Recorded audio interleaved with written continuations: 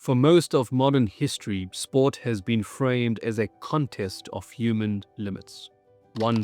How fast can the body move? 2. How far can it jump? Or 3. How long can it endure? Technology, when allowed in, was treated as a supporting character, a better shoe, a lighter racket, a faster track. But the protagonist was always human. Victory belonged to the athlete, not the tool. That framing is beginning to fracture. Today on A4 Digest, I want to explore a future that unsettles many people. A future where performance is no longer purely human, but collaborative, where the most meaningful competitions are not human versus machine, but human with machine. This is not the end of sport. It may be the beginning of something more revealing. The idea of human versus machine is emotionally appealing. It gives us clear heroes and villains. It reassures us that human agency still matters. It culminates in moments where machines lose and we feel affirmed. But this framing is already outdated. In reality, machines have been part of elite performance for decades.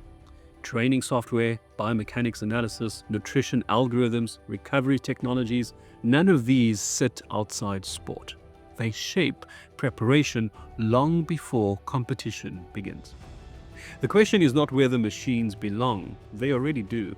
The question is how visible we are willing to let that collaboration become. The Olympics have always been a reflection of cultural values. In ancient times, they celebrated physical excellence and civic virtue. In the modern era, they symbolized national identity, industrial progress, and global rivalry. The next evolution will reflect something else entirely: co-intelligence. Performance will increasingly reveal how well humans can integrate insight from machines without surrendering agency. This shift is already underway.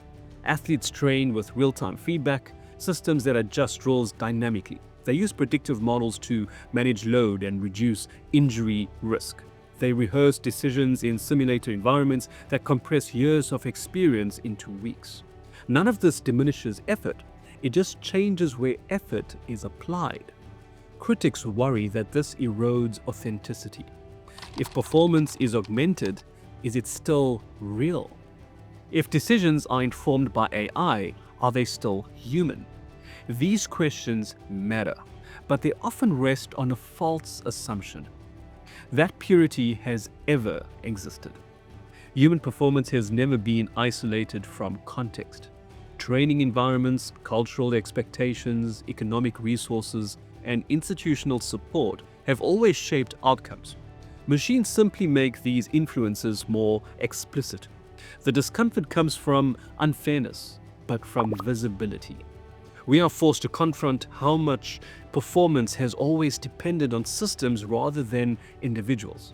The new Olympics will not be about who uses technology best. It will be about who integrates it wisely. Wisdom here means restraint as much as adoption. 1. Knowing when to trust data and when to override it. 2. Knowing when to automate and when to feel. 3. And knowing when optimization undermines meaning. These are human judgments. Machines cannot make them. This is where collaboration becomes ethically interesting. In true collaboration, neither partner dominates. The machine offers pattern recognition, simulation, and consistency.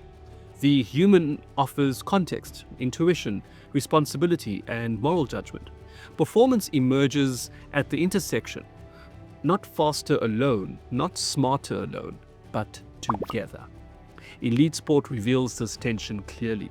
A model may predict an optimal decision, but athletes operate in moments that contain emotion, fatigue, crowd dynamics, and personal history. Sometimes the wrong decision, statistically, is the right decision, situationally. Only humans can feel that difference. The new Olympics will therefore reward something subtler than raw output.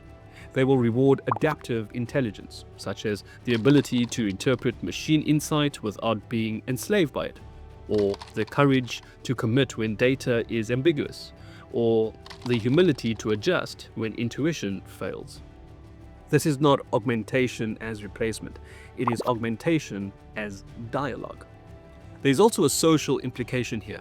Human with machine collaboration exposes inequalities sharply.